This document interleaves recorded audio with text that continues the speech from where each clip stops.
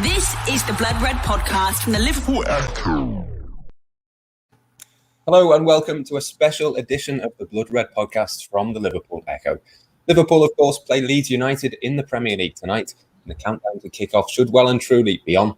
Yet something else has slightly overshadowed the build-up over the last few hours. Liverpool and its owners, as you'll no doubt have heard by now, are among the clubs leading the way in the pursuit of a European Super League. It's a closed shop, essentially, and it will change football as we know it. The move has been widely slammed by supporters, and alongside me, I've got Ian Doyle and Paul Gorst, and possibly Joe Rimmer in a few minutes too, as he makes his way onto the podcast to have a chat about what that means, what it means for the sport, for football more generally, and of course for Liverpool and its owners, FSG, as well. Doyle, I'll come to you first. I think the first thing to say for me is that it almost beggars belief that this is happening. The major players in European football and a couple of other clubs in there as well, Tottenham, Arsenal, AC Milan, maybe not quite at the peak of their powers, but they've made their move. What was your gut reaction as it sort of became clear what was happening yesterday? Well, I'm old enough to have. I could have just left it as I'm old then, couldn't I? I'm old enough to have seen this kind of thing before. So when I just heard, it was like, yeah, whatever. You know, it's happened so many times in the past and it's always around the time where UEFA go, we're going to change the Champions League, this, that, and the other, and they want to do something different. But obviously, the way things have gone here, it's gone a lot further down the line. And with them coming out with the statement last night, this European Super League, by the way, their website's terrible, and it just kind of. It's not a joke, right? But the state of the press release and the state of the website suggests they're not exactly 100% committed to the fact that this might happen, which I'm sure we'll come on to a little bit later on. That's just one of the reasons that makes me think I don't think it'll happen, but that's my opinion. You know, everybody else will have their opinion. I just have the opinion that it just simply won't happen for reasons we'll get into. But even now, to be honest, it just makes me angry. We're just angry because I know a lot is being said about the greed of it all, but for me, that isn't the issue. The issue is the fact that it's these 12 clubs have just decided, right, we're going to set up this tournament and we're always going to be in it.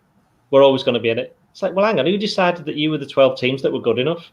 I mean, I put a tweet out last night, which anyone who can see the stats knows that a third of those clubs have never won the European Cup. You know, so, and you've got a team like Bayern Munich who aren't involved, and they've won it. I think there's only Liverpool and AC Milan have won it more times. Real Madrid and AC Milan have won it more times. So how can you have a competition that's supposed to have the supposed best teams in the world and you haven't got someone like them in?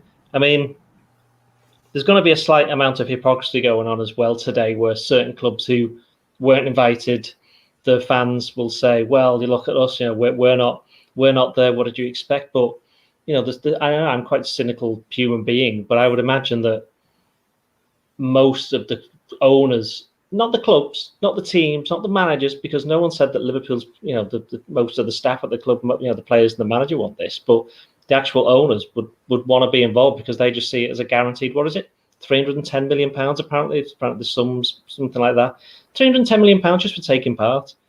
I mean, let's also be quite frank about this. It is, a lot of them are American owners, and this is an American idea. It kind of fits nearer to the, you know, the franchise model that in America, they're used to that. Sports fans, they're used to that, and that is fair enough. That's the way that it works over there. But that's not the way that it works in Europe and for most of the rest of the world.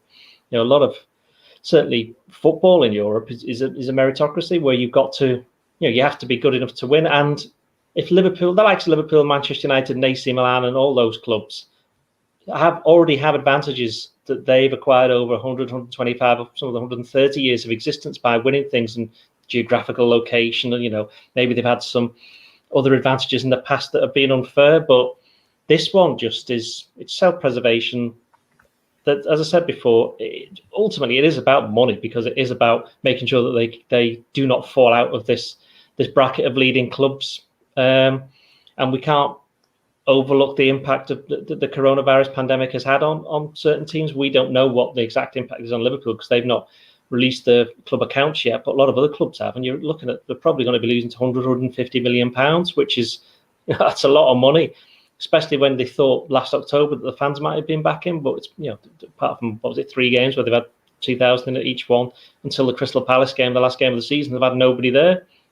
And the worry is that they'll have seen that, well, hang on, we've managed to continue without any fans because the TV money from the Premier League and Sky Sports, which we could go down that we could be here forever if we start talking about that. But they've seen that it can continue. So my worry is that they think that we don't necessarily need the fans to actually make this competition a success. Because I know, just speaking, I'll ask the question of you two, is that every single person I know who is a Liverpool fan who actually goes to the games, even though they've not been to a game for the best part of a year, is going, well, this Super League, if we're still in the Premier League, I'll turn up for those games, but I'm not bothered about if we're in this Super League or not. I'm not paying money to go and watch this because it's not real. It's not a real competitive competition simply because of the way that it's a closed shop. And wow, they might let 5 clubs in. That's great. How are they going to get in? What's the criteria? They haven't said that, have they? So it's like, what? You've got to have a lot of money. My fear is that, as I said before, it's about self-preservation. Less so Liverpool, because I feel as though it's perhaps led by clubs from overseas that perhaps haven't had the success in recent years. Look, I'll name them: AC Milan, Inter Milan, teams like that. Juventus. You look at perhaps the likes of Real Madrid have lost an awful lot of money in the last year, despite the huge success on the pitch. I mean, they could get to a Champions League final this year. So it does make me think that Liverpool and some of the other clubs feel as though they have to be involved, because if they don't, then they might not be able to get in. And if it just becomes a success, so it's a catch-22 situation. But ultimately, it's down to the fact that they want to get more money for what they believe is they're the leaders in this product, and they're the ones that people want to watch. And so it does come back to money. And the reason that people are so upset about it isn't so much that, but the fact that it's the closed shop and it's not really a sporting competition anymore. Which is a very long answer, sorry.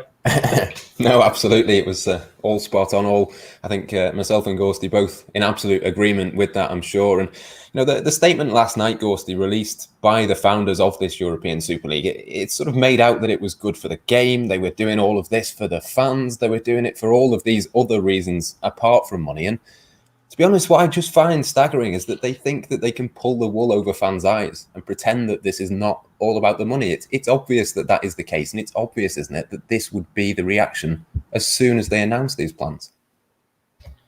Yeah, definitely. I think the thing that struck me most was how far down the line it was. When they come out with the statement, there was obviously the statements on it, and then the fact that they had a website and they've got communications departments in all the countries that are involved, and that to me smacked of a collaboration that's been underway for ages.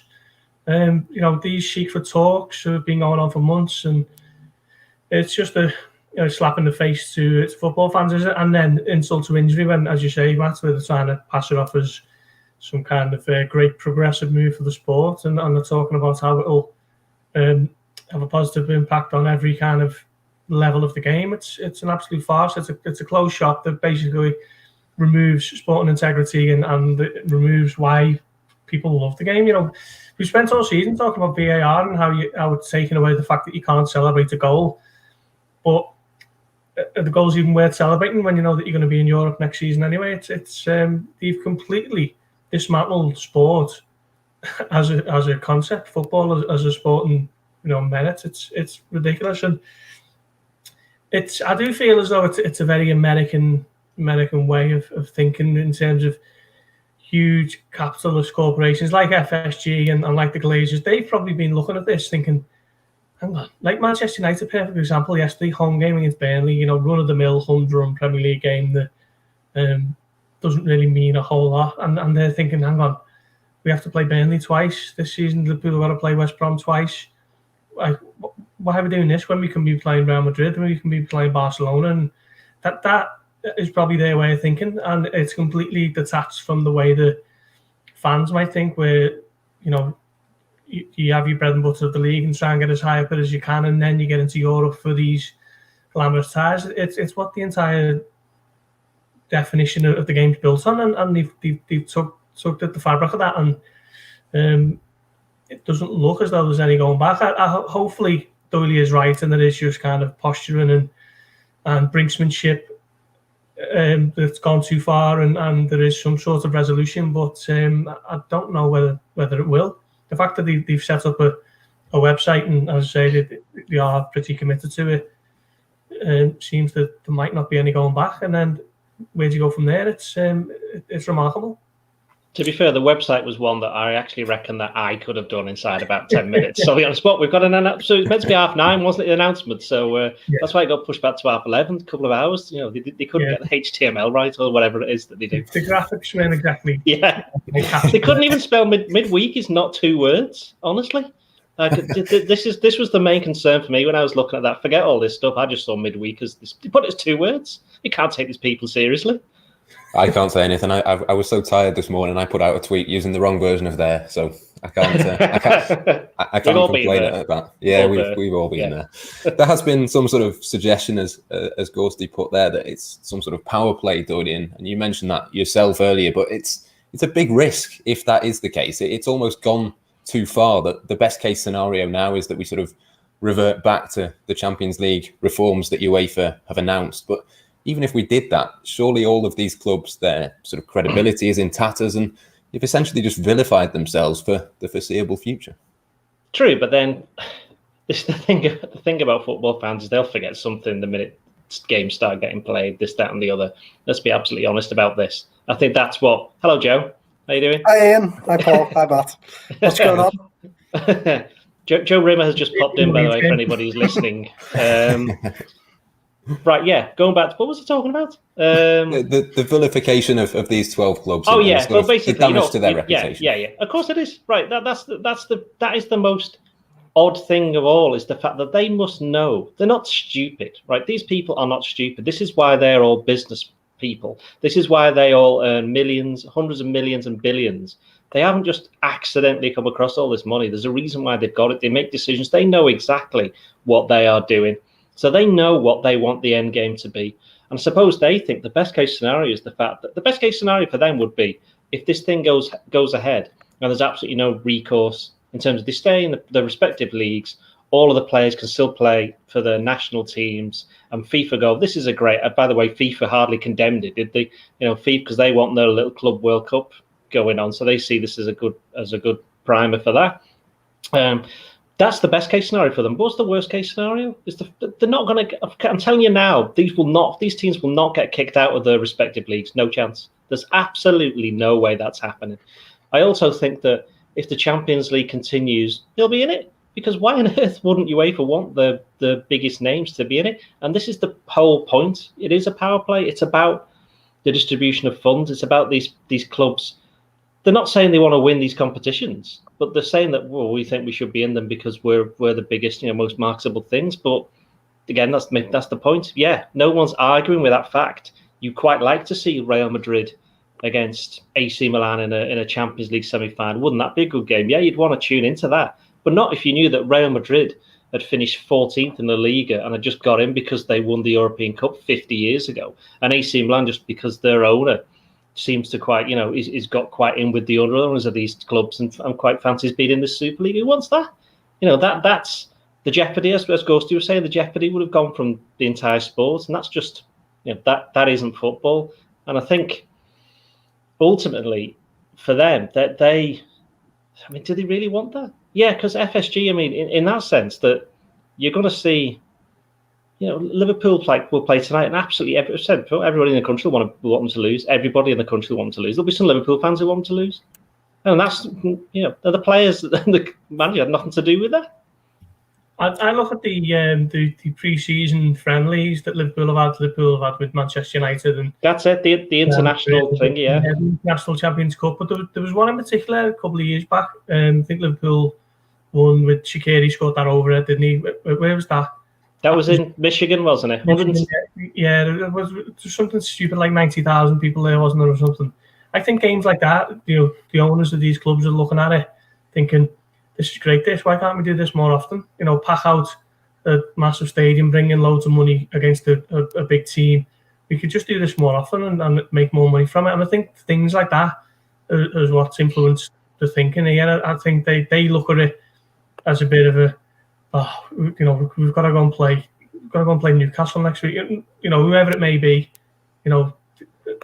Games that aren't necessarily the most glamorous in the Premier League, and FSG and the Glazers are looking at it thinking it'd be great if we could just play these big games all the time and we'd be raking it in. If you take away the jeopardy of it, though, Joe, and you take away essentially a large part of the hardcore fan base, is it as easy as what they think it will be to market this product? Is it as easy as people will just switch over and watch this instead? Because to me, it's almost like selling two different products, what we've got now and what they're proposing. It's funny because perhaps I'm just being cynical, but I don't think this will go ahead. By the way, I think just caught the end of what Doyle was saying then, and I do think that it's a very big power play to finally get their own share of the sort of TV rights, because they feel like they're the real breadwinners, if you like. But in terms of the product itself, I think people would watch it. I think it's funny. Sky last night had Gary Neville, is really passionate speech about it, but Sky would be the first, the top of the queue, wouldn't they? If this all came through, they'd want the Super League, they'd want to show it, and I think ultimately people would tune in. I mean, look, I'm not old enough to remember. Maybe Doyley's quite a bit older than most of us. We've already done this, Joe. When the Champions League expanded, I'm sure people, weren't particularly happy about that, but tuned in. Unfortunately, football fans will tune in. I just saw a tweet from a mate of mine who, a friend of the Echo, and Nick Morton, who was talking about his 10-year-old son who is all for this European Super League. And I think younger people perhaps don't see the prestige of some of these competitions. So I still think people would tune in. I don't think it's a good idea personally, but, I think it would get off the ground and it would be fine and they would get millions of viewers and, they would get what they want. It just means that the competition wouldn't be as good, which would be bad for all of us. But I'm sure a lot of us would boycott it. But eventually, if it went on for several years, I'm pretty sure everyone would start watching it and everyone would start going. And, that's the problem with football, is that it's a passion that so much of us, that takes up so much of our lives, that even when we want a cold turkey and say, no longer want this, we just can't help ourselves, can we? We always go back for more. So I think they know that and they take advantage of it. And they'll make their money off it. How do you feel, Joe, being a legacy fan? Well, yeah, it feels strange. I feel finally like now I'm past 30. I'm a legacy fan. But will my kids be? Will they be the type of fans that they're marketing at this at? It's an interesting thought, isn't it? That but the legacy fans are the ones that make Anfield when there's a night at Anfield like the Barcelona night, and FSG want to market that night all around the world and tell you how special the club is, and this means more. It's the legacy fans, in inverted commas, that make that what it really is and make the club what it really is. So it's a shame that they take that for granted. But I mean, what's the feed? Sorry, Joe. What's the just taking over this podcast? Excuse me. What's the feedback between you three that you've had from people, say on social media, and obviously people that you know? Because I don't want to make it too simplistic, but for me, it's straight down the middle. For Liverpool fans, what about here? People who go the game, whether it's once or they got a season ticket or they go every now and again, they're totally against it. But fans who don't go either because they can't afford it or because they are in a different country, they seem to be slightly more, not all for it, but certainly far more. They find it far more agreeable because most of them are just not just, but they are only able to actually watch on the television. I think personally, I've only seen two individuals. One is a Manchester United fan who I know who is quite for it, and one other person replied to me on Twitter. Apart from that, it's been a completely negative aspect. I don't know whether that's just me, Gorsty, or whether you found the same. No, I agree with Doyle. Do you know what? To be fair, I think the first season of this might actually be fairly interesting to see what happens. But then after that, I don't want to see it again and again and again for now until the end of time. And of course, it's always the bigger teams who end up in the latter stages of the Champions League, but that is why they are the bigger teams, isn't it? It's not just, they're in there because they've signed up for this thing with their owners. But yeah, no, I generally agree with you, Doyle. It does seem to be you don't want to go too far and say, well, if the locals are against it and the foreign fans are all for it. It's not as simple as that. But generally, there does seem to be the supporters who can't get to Anfield every week for whatever reason, whether they're thousands of miles away or it's too expensive.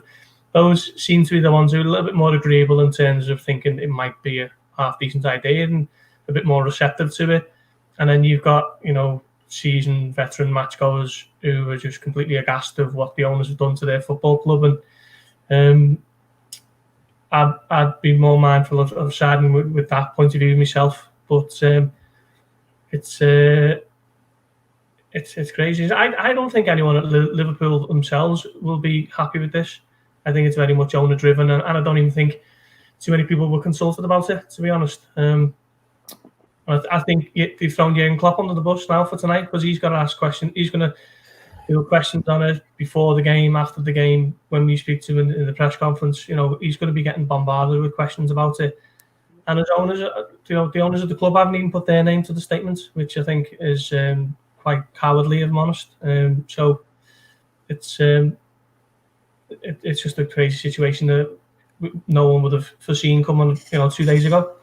So sorry to jump in, but let's have it right. The owners of the club. Now, I've stuck up for FSG many times in terms of transfer spend, that sort of thing, and some of the stuff they've done for the club in terms of the stadium and the commercial aspect of it. But this isn't the first time they've gotten things wrong. They've done it with the tickets recently. And the fact that they have been silent now for this long. When's the last time we heard John Henry in a 2-minute clip last summer when Liverpool won the league, and that was to the club website. And we need to hear from the owners more often. They need to be more transparent. They need to talk. There was a time when John Henry first came in that he was taking fans out for dinner, and he was trying to engage with people, and he was trying to say that he was really trying to understand the club.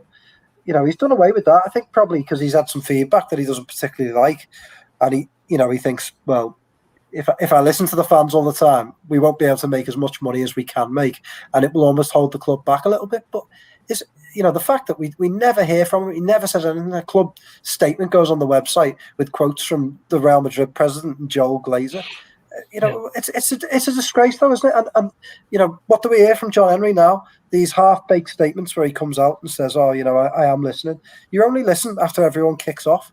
You haven't learned anything, and it's time that he actually sat down and answered some supporter questions properly. Preno has written that piece this morning about it, and that's the crux of it for me, is that the owners pretend like that they care about what fans say, but they really don't. And yeah, they may own the football club, but I truly believe they're custodians.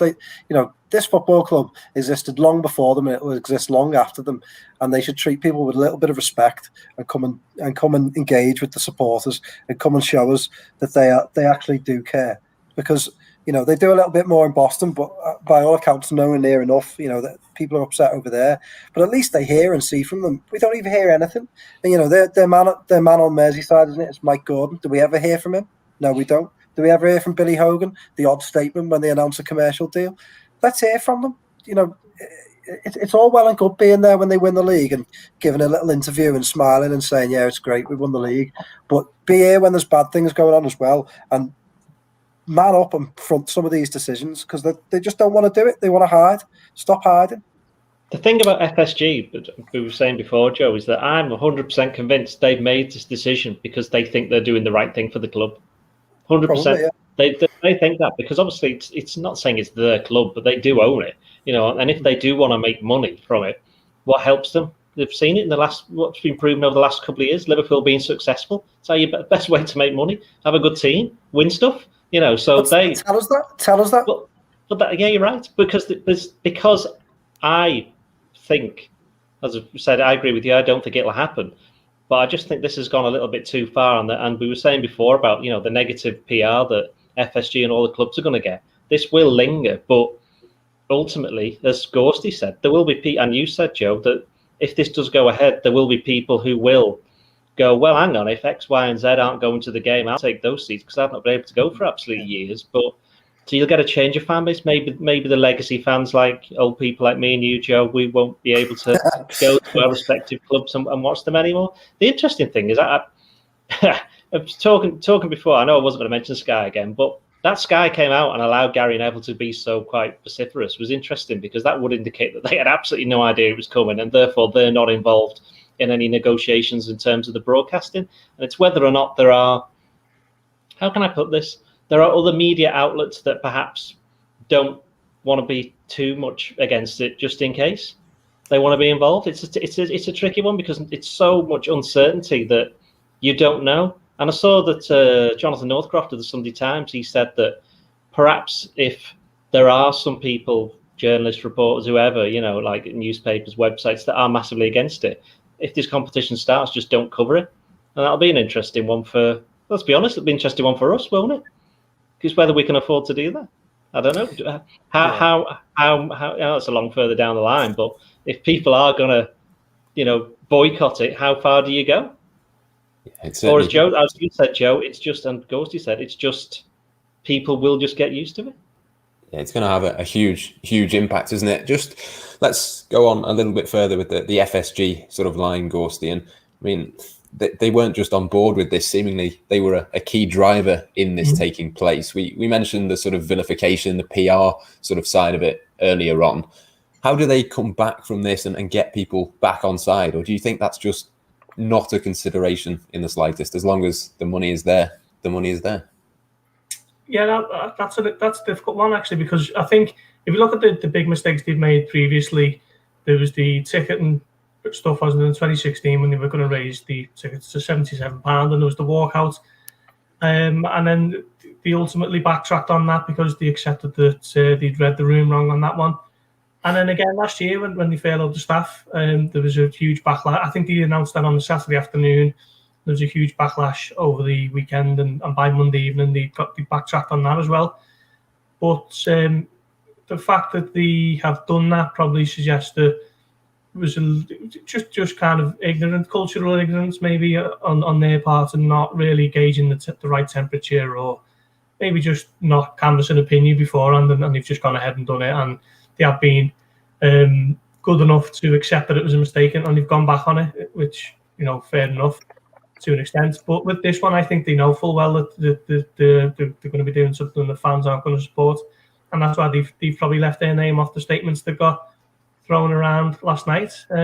So they know the fans aren't going to be happy with it, but at the end of the day, they're looking at that 3 billion slice of the pie and thinking, well, we can get involved in that because we're 120 million down from the pandemic. We could, we need money for this, that, and the other, and this is our most viable route towards that. So the money will basically drown out the fans to them, I think, and they'll just keep their head down and try and crack on as best they can. But I agree wholeheartedly with Joe. Let's see someone front up. Tom Werner, they wheel out Tom Werner when things have to be said, because he's seen as, he's got decades of experience in television, and he's seen as someone who can kind of manage the media a little bit better. But we're probably not going to hear from him. We're certainly not going to hear from John W. Henry, and there's a cat and hell's chance of hearing from Mike Gordon. So it's sad, they're basically putting the fingers in their ears, and actually they're putting the middle finger up to the fans, and they're cracking on. It sort of feels to me, Joe, that whatever happens in terms of this, they've gone so far this time that whatever decisions they make in the future, instantly everybody in terms of the Liverpool fan base is just going to be cynical and wonder what's going on. Maybe they've been able to come back from things before. It almost feels like they've gone so far over the line on this one. It doesn't feel to me like they'll ever regain that trust. Am I overplaying that, do you think, or is that fair? Yeah, ultimately, I think you just want your owner to stay out of it, don't you? Put the money up and make sure the club is run properly, and when there are big decisions like this, front it and take responsibility. I don't think people will ever really have particularly good feelings for them now after this. But at the end of the day, if they go and spend 200 million in the transfer market in the summer, I don't think people will complain either. That's football, and that's what I was talking about earlier. When I think, let's face it, we're all football addicts, aren't we? We'll all go and we'll all watch the games. Well, you shake your head, Doyle, but you are, you like to. But we all are, we're all that passionate about it.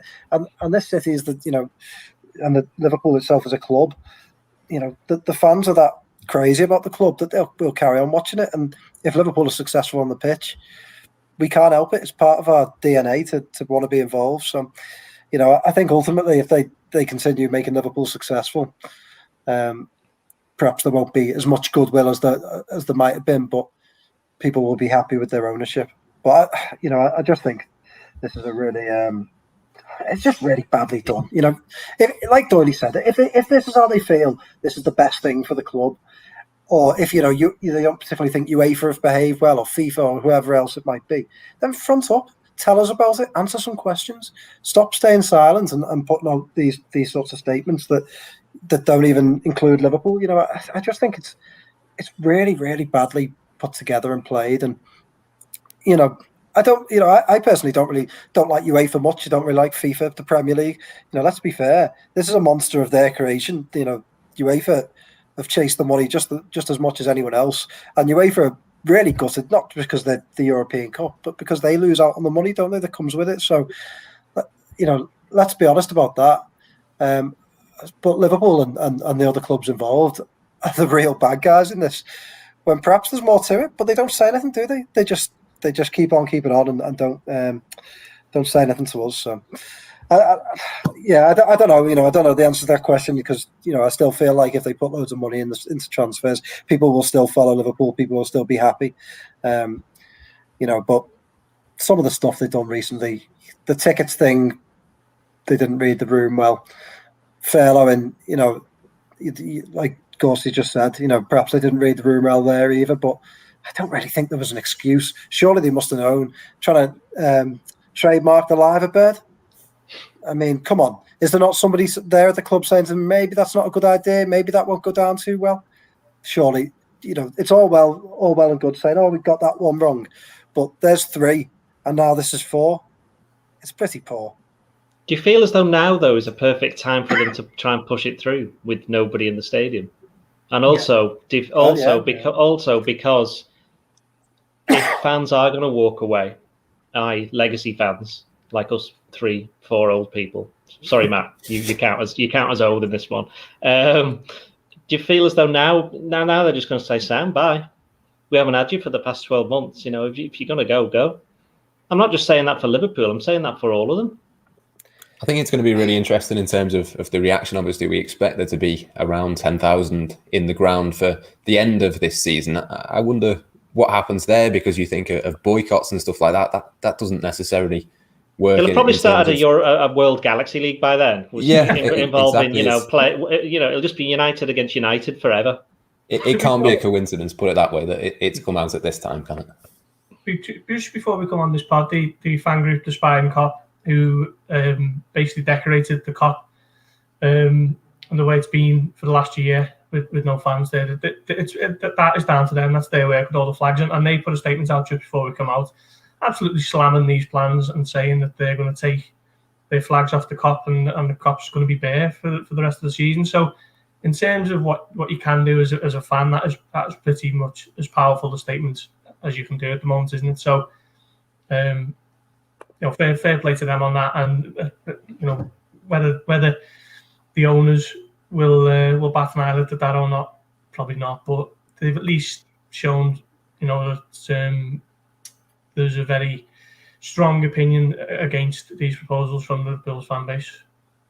And in terms of tonight's game, obviously against Leeds, Doyle, that sort of got a little bit forgotten. But we did have a little chat before we came on air about actually maybe it could be meaningful for Liverpool in terms of next season. I think there's probably a lot of conflicting emotions from Liverpool fans as much as anybody else going into tonight's game.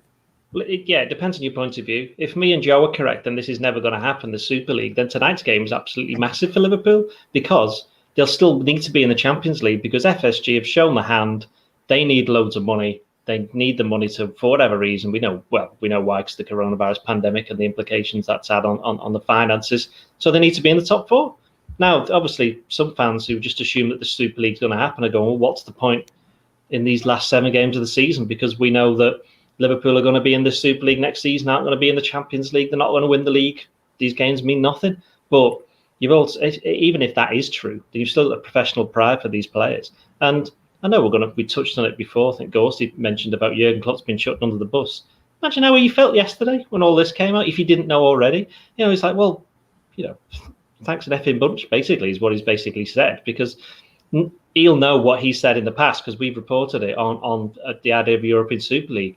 And when he turns up to the ground tonight, that'll be the first thing he gets asked by. It's on Sky, I think it's on Sky, isn't it? That'll be the first thing he gets asked. What's he supposed to say? As Joe said, where's John Henry? Where's Tom Werner? Where are they? why aren't they answering these questions? I mean, journalists, as a whole, we're doing our jobs, and we know it's slightly unfair on Jurgen Klopp, but we won't be doing it properly if we don't ask him. So we're trying to ask these other people, and they're nowhere to be seen. So in that sense, I do think the game is still important. I think it's important for the players as well, because no one's asked them what's going on. What do they think? We said before, if imagine this, and this could easily happen. Liverpool and all these clubs say the Super League's happening. UEFA go, well, that's great, but we can't trigger the Champions League, because we're just going to let this season finish. However, what we can do is we can say to all the players who play for these clubs, you can't play in the European Championships. You can't play for your country. Imagine how that would go down. There'd be massive legal wrangles about it, and which would go on for quite some time and would probably mean that they play. But that also underlines just why anyone who thinks that this thing's going to happen, if it does happen in August, is almost certainly not going to be the case. So in the short term, Liverpool just have to assume that we still need to win these games to get into the Champions League, because technically nothing's changed. Nothing's changed at the moment. Nothing's happened, really.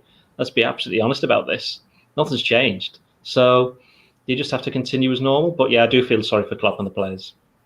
Yeah, absolutely. Just to tell people what Klopp's comments were, he says, I hope this Super League will never happen. This was in 2019. With the way the Champions League is now running, football has a great product, even with the Europa League. For me, the Champions League is the Super League. So it's pretty obvious what he thinks, and it will be very interesting, as you say, to sort of see what happens there. But as you were sort of talking about that, Doyle, just before we finish, and I'll go to Gorsty on this one, it sort of opened up another topic in terms of the finances. If players are to be banned from the European Championships, for example, that would have a knock-on effect on sponsors. That doesn't seem to me to be massively realistic. It sort of begs the question, what happens next? Now we've opened this, you can't really ban players, you can't really take them out of the Premier League because the Big Six bring in all the money, as we've suggested it.